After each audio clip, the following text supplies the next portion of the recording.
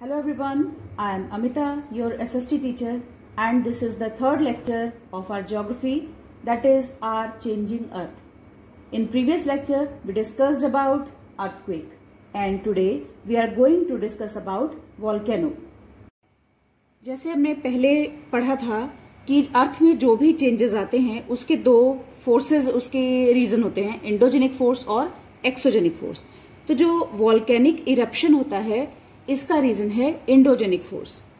Indo means inside और genic means origin, यानी कि अर्थ के अंदर से जिनकी ओरिजिन होती है. अब अर्थ वॉल्केनो इज अ वेंट.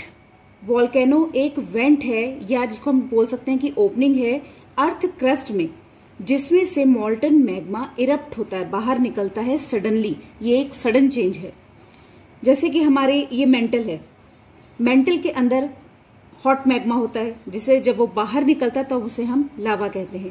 ये मैग्मा अर्थ को लगातार नीचे से पुश करता रहता है. तो जिस जगह से अर्थ का हिस्सा, क्रस्ट हमारी थोड़ी सॉफ्ट होती है, ये मैग्मा उसको लगातार पुश करता रहता है ऊपर की तरफ, और धीरे धीरे उस पार्ट से, उस सॉफ्ट पार्ट से एक वेंट बनाकर ये मैग्मा ऊपर की तरफ निकल आता है. जब यही मैग्मा ऊपर आता है और अर्थ पे निकलता है तब हम इसे लावा कहते हैं. लावा के साथ साथ गैसेस और ऐश, यानी कि धुआं भी, और मिट्टी, डस्ट, रॉक्स के छोटे छोटे पार्टिकल्स, ये भी इसके साथ बाहर निकलते हैं. और जहां से, जिस हिस्से से ये बाहर निकलता है, जो इसका मुंह बनता है, इसे हम कहते हैं क्रेटर.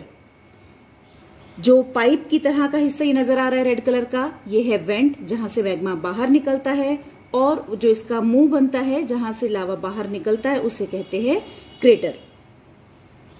मैग्मा अपने चैम्बर में, सबको पता है कि एक बॉइल्ड, उबलते रूप में होता है, और इसी वजह से जो इसमें हीट बनती है ये इसको पुश करके ऊपर की तरफ आता है. जब ये मैग्मा अर्थ के ऊपर आता है और कूल डाउन होके ये रॉक्स का रूप ले लेता है, तब ये जो रॉक्स बनते हैं इन्हें हम कहते हैं इग्नियस रॉक. आपकी नॉलेज के लिए मैं बता दूं कि इंडिया में हमारे एक्टिव कोई भी वॉल्केनो नहीं है. इंडिया में सिर्फ एक ही वॉल्केनो है जो कि अंडमान एंड निकोबार आइलैंड में है, और वो भी एक डॉर्मेंट वॉल्केनो है. डॉर्मेंट मीन्स सोया हुआ, सुषुप्त बोलते हैं जिसको.